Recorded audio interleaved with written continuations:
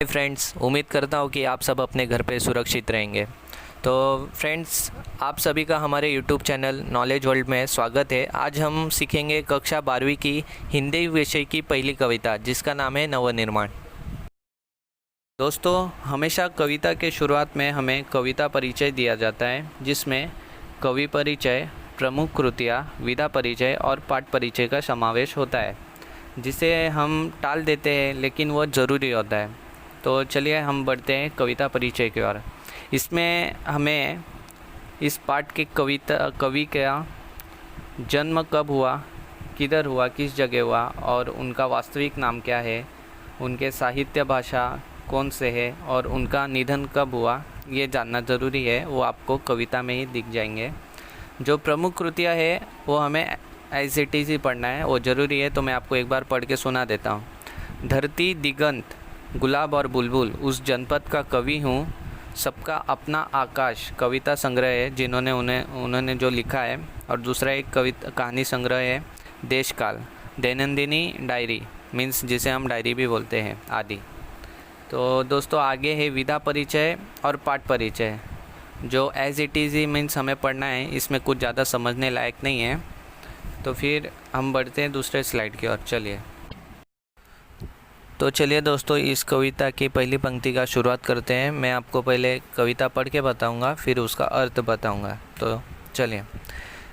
तुमने विश्वास दिया है मुझको, मन का उच्छ्वास दिया है मुझको, मैं इसे भूमि पर संभालूंगा, तुमने आकाश दिया है मुझको।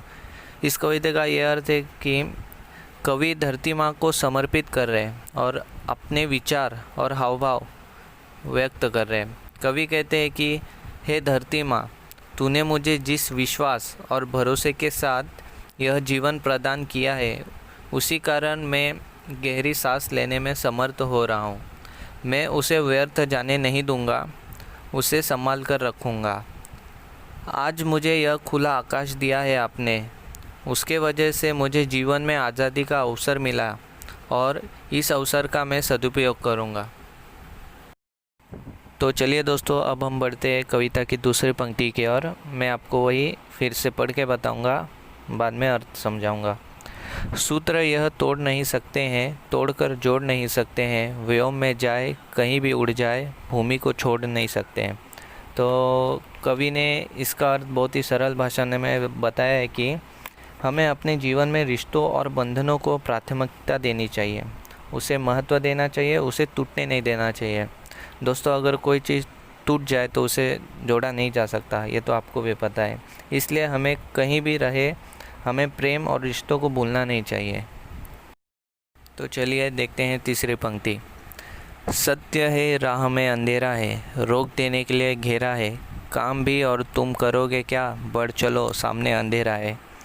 इसमें कवि कहते हैं कि ये बात तो सच है कि जिधर सत्य है तो उधर अंधेरा भी है। रोकने के लिए मीन्स बहुत लोग हैं हमें, अगर हम अच्छा काम करने जाते हैं तो हमें कठिनाइयों का सामना करना चाहिए, हमें डरना नहीं चाहिए। तो चलिए चौथी पंक्ति की ओर। बल नहीं होता सताने के लिए, वह है पीड़ित को बचाने के लिए, बल मिला है तो बल बनो सबके, उठ पड़ो न्याय दिलाने के लिए। इसमें कवि का संदेश यह है कि जिस व्यक्ति के पास बल है, मतलब जिसके पास शक्ति है, तो अपने शक्ति का दुरुपयोग ना करे, उसे किसी के भलाई के लिए उपयोग करे।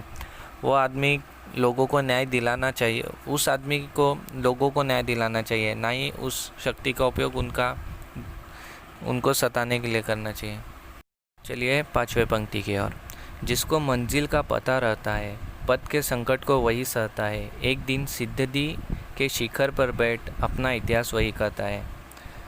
इसका मतलब ये है दोस्तों, कवि कहते हैं कि अगर जिस व्यक्ति ने अपना मंजिल को पाने की इच्छा रखता है, तो उसके रास्ते में जितने भी संकट आए, मुश्किलें आए, वो उससे नहीं डरता, वो नहीं रुकता, वो कोशिश जारी रखता है और एक दिन वो इतिहास रच देता है।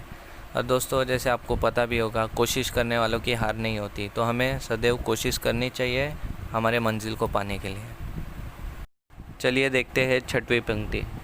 प्रीति की राह पर चले आओ, नीति की राह पर चले आओ, वह तुम्हारी ही नहीं सबकी है, गीति की राह पर चले आओ। इस पंक्ति में कवि कहते हैं कि हमें प्रेम और नैतिकता के राह पर चलना चाहिए। हमको सबके साथ अच्छा व्यवहार करना चाहिए, ना कि स्वार्थी बनना चाहिए। हमें अच्छाई के मार्ग पर चलना चाहिए। तो चलिए देखते हैं 7वीं पंक्ति।